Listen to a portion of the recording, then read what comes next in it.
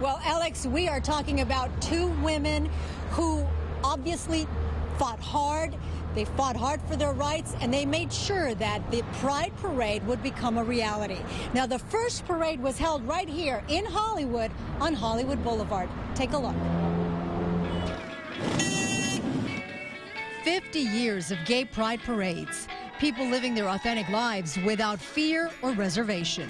To me, it is just phenomenal. 50 years really is a blink, you know, in God's eye. Carla J. is a longtime feminist and queer activist who remembers how differently things used to be. It was very difficult to be homosexual for most of my early life.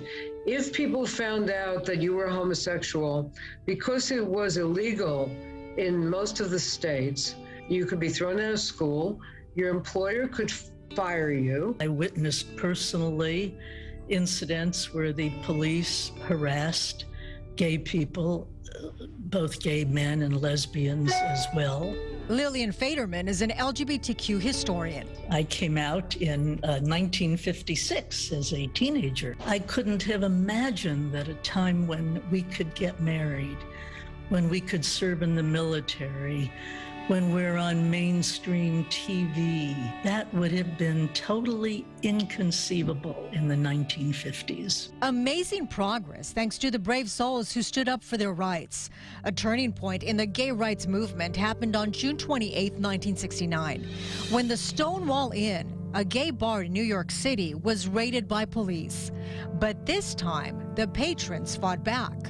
There were a lot of angry people in the streets in clusters. There just was a lot of back and forth with the police in the village.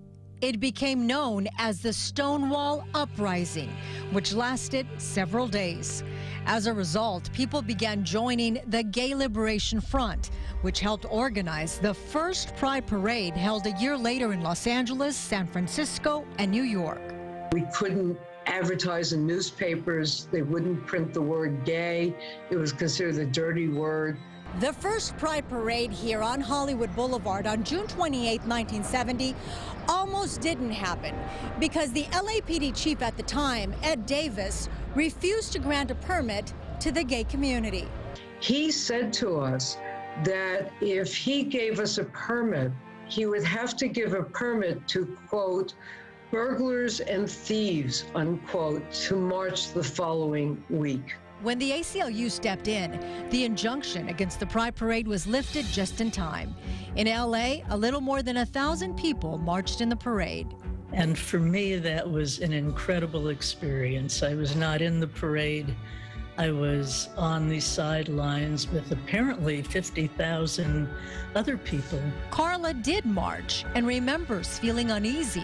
We didn't know if someone on the sideline was going to throw a bottle, throw a bomb, but I always said to myself, if I'm afraid and I don't do something, then the other side's going to win. Both Carla and Lillian are proud of their work in the gay rights movement, but they insist LGBTQ people must continue fighting for their rights.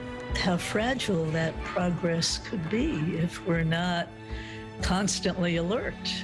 And we see it, I think, in the various threats around the country, in Florida, for instance, and Texas.